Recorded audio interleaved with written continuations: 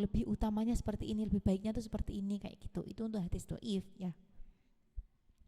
Saya lanjutkan pada dasar hukum yang terakhir atau yang keempat. Al-qiyasu utawi kang aran qiyas. Huwa hiya qiyas iku tadbiku.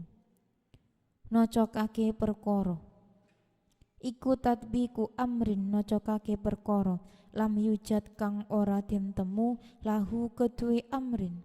Apa dalilun dalil ala nadhiri ing atase padane amrin. Lishtirakihima krana sekutonan apa amrin wa nadhirihi fi ilatil hukmi ing dalem ilate hukum. Dasar hukum yang keempat itu adalah qiyas. Qiyas adalah menyamakan satu perkara dengan perkara yang lain, yang perkara itu enggak ada dalil, enggak ada nas dalilnya. Kemudian kedua perkara ini sama di dalam ilat hukumnya. Jadi di mana itu tuh nggak ada nas dalilnya tapi ada kejadian kayak gitu loh. Jadi ini tuh dikiaskan. Kan sering ya kita mendengar istilah nanti dikiaskan sama ini dikiaskan itu disamakan. Jadi kita menyamakan satu perkara pada perkara yang lain yang mana tidak ada dalil nasnya, akan tetapi dua perkara yang disamakan ini memiliki kesamaan di mana pada ilat hukumnya, maka nanti penghukumannya sama itu. Contoh nih kalau yang kias kita sering lihat kayak gini, apa ya, obat-obat ekspektasi, bukan ekspektasi, apa tuh? Seperti narkotika kayak gitu loh. Itu haram. Kenapa itu diharamkan? Karena itu dikiaskan sama halnya dengan homer, itu juga haram. Karena apa? Sama-sama memabukkan gitu. Homer memabukkan, makanya dia dihukumi haram.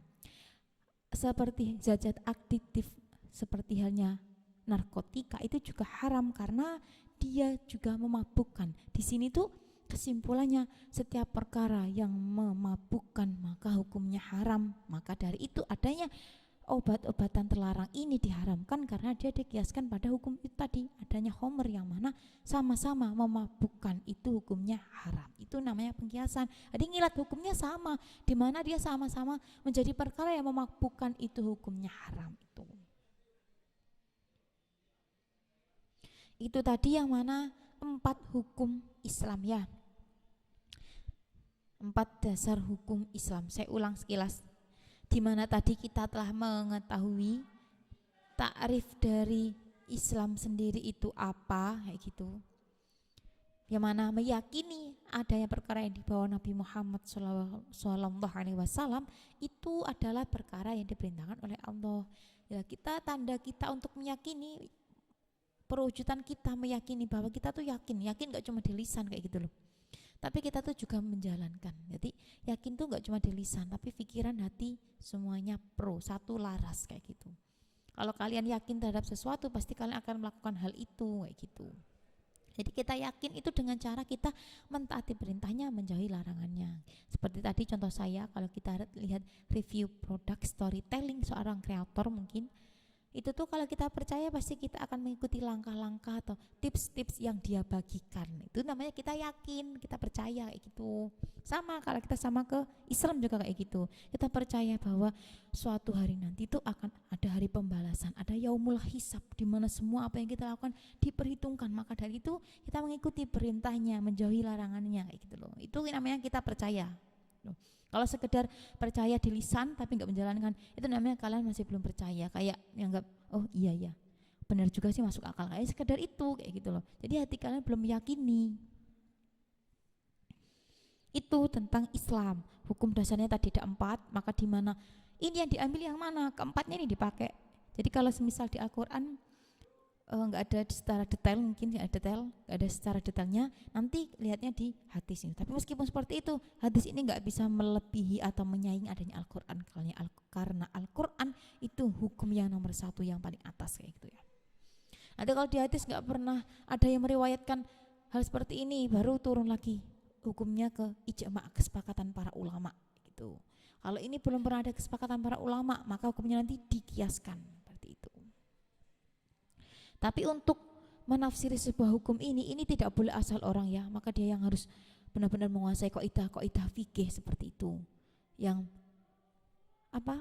Yang boleh untuk kiaskan hukum, untuk ini nanti larinya hukum kemana kayak gitu. Itu bukan asal sembarang orang. Jadi seenggaknya orang itu orang yang menguasai kaidah fikih kayak gitu. Itu tadi tentang usulul Islam, dasar-dasarnya Islam. Akan saya lanjutkan lagi ke ahkamul Islam, yaitu hukum-hukum yang ada di Islam. Jadi Islam itu memiliki dasar-dasarnya hukum dan juga memiliki beberapa hukum. Asani utawi kang kaping pindho iku ahkamul islami, piro-piro hukum Islam. Ahkamul islami utawi piro-piro hukum Islam iku khamsatun ana 5. Rupane al fardu wa sunnatu lan sunnah, wal haramu lan haram, wal makruhu lan makruh, wal mubahu lan mubah. Jadi kita telah memasuki bab yang membahas tentang hukum-hukumnya Islam. Jadi di Islam tuh ada beberapa hukum, nggak semuanya diwajibkan dan nggak semuanya tuh dilarang, itu nggak. Kalau misal ada yang bilang mungkin mereka tuh belum memahami Islam secara detail, mungkin, atau mereka kadang yang mengenal Islamnya tuh secara mungkin paksaan atau bagaimana. Kadang ada yang berkata seperti apa-apa dilarang, apa-apa nggak boleh. Bukan seperti itu, sebenarnya Islam tuh mudah. Cuma kita aja yang belum mengetahui hukum-hukumnya. Ada kalanya sesuatu itu nggak wajib, jadi hanya sunnah. Ada kalanya tuh sesuatu itu tuh bukan dilarang secara mutlak tapi makruh kayak gitu. Jadi hukum-hukum yang ada di Islam itu ada 5. Yang pertama itu fardu, kemudian sunnah, haram, makruh, yang terakhir mubah. Saya akan membahas yang pertama dulu, fardu. Al fardu utawi kang aran fardu, wa hiya fardu iku ma perkara yusabu kang den ganjar apa fa'iluhu wong kang agawe ma, wa yu'aqabu lan den siksa apa sapa tarikuhu wong kang ninggal ing ma. Wa huwa utawi fardu wal wajibu lan wajib bi iku bi maknan kelawan makna, kelawan nganggo makna wahidin kang siji illa fi babil haji, kejaba ing dalam bab haji. Jadi hukum dalam Islam yang pertama itu adalah fardu. Fardu artinya itu adalah setiap perkara, barang siapa yang menjalankan maka dia akan mendapatkan pahala, dan barang siapa yang meninggalkannya maka dia akan mendapatkan siksa atau dosa. Jadi wajib, harus dilakukan. Dan di sini dikatakan bahwasanya wajib dan fardu itu memiliki satu makna yang sama, kecuali di bab haji. Jadi kalau ada kata-kata fardu itu tuh ya wajib, sama, wajib dilakukan ya fardu. Tapi kalau di bab haji itu beda ya.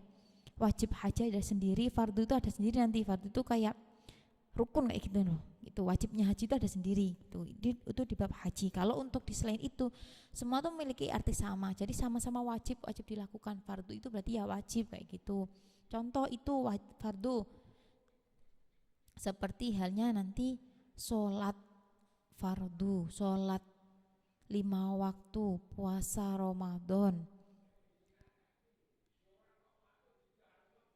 kemudian apa itu namanya, menjauhi larangan itu kan juga wajib. Jadi kita ambil contoh yang simple, sholat sama puasa itu untuk umat Islam itu hukumnya fardu itu. Kalau kita nggak melakukan sholat, maka kita akan mendapat siksa gitu. Kalau kita melakukannya masih setengah-setengah gimana? Ya yang namanya kita ibadah tuh ya nggak setengah-setengah dong, harus totalitas gitu loh. Kayak kamu kalau cosplay pasti cosplay totalitas gitu. Tapi kan bukan berarti kalau gitu mending nggak usah sama sekali dong, enggak, jangan seperti itu gitu. Seperti yang saya katakan sebelumnya, jangan menunggu sesuatu itu sempurna